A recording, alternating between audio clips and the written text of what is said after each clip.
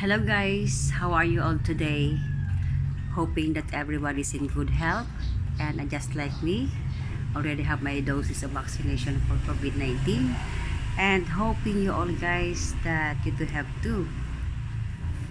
Well, my video today is about my Jill, the dog with tumor on her belly. Right now, she's drinking water. Yes, I just want to share with you guys an update. But before that, I want to say thank you so much for all your prayers, your concern, and advices when I was distressed with my doggy. And I highly appreciated it. So now, Jill, after almost 2 weeks of surgical operations, is doing better now.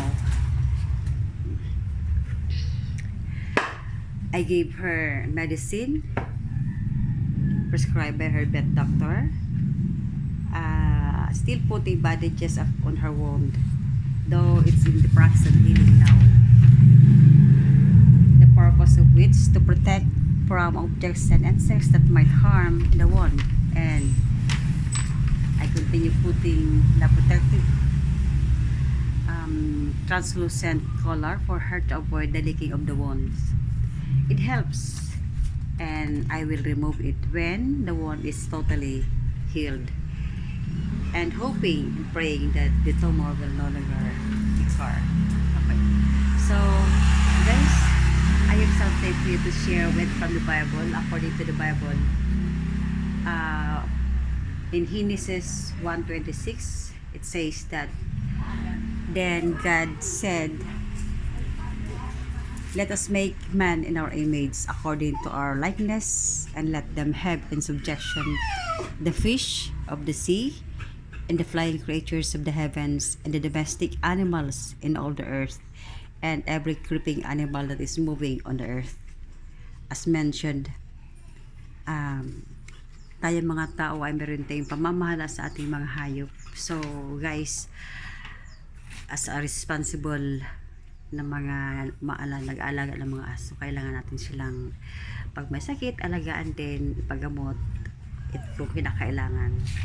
So yun guys, yung update ko sa inyo that my doggy Jill is already in good shape, but still wearing his protective head collar to protect her wound from leaking. Okay, so here's my Jill. Oh, my Jill. Love, love, love, love.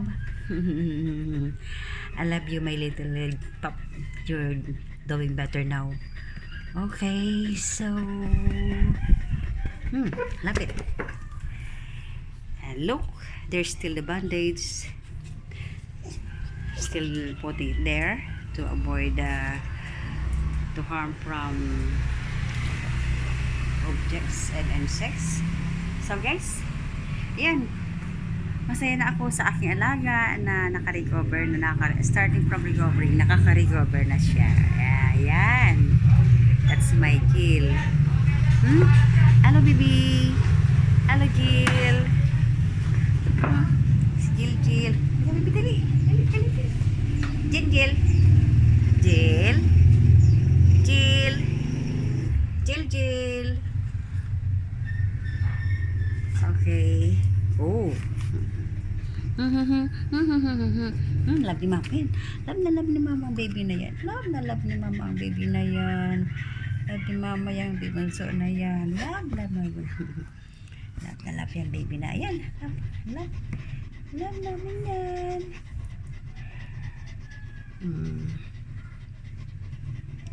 Yan. Aming Jill. So guys, once again, maraming pong salamat sa inyong pag-isa sa akin na ako ay na-stress sa aking asong ito. So again, maraming salamat sa inyo lahat. At sana pagpalain tayo lahat sa ating mga alagang aso na hindi natin pinapabayaan.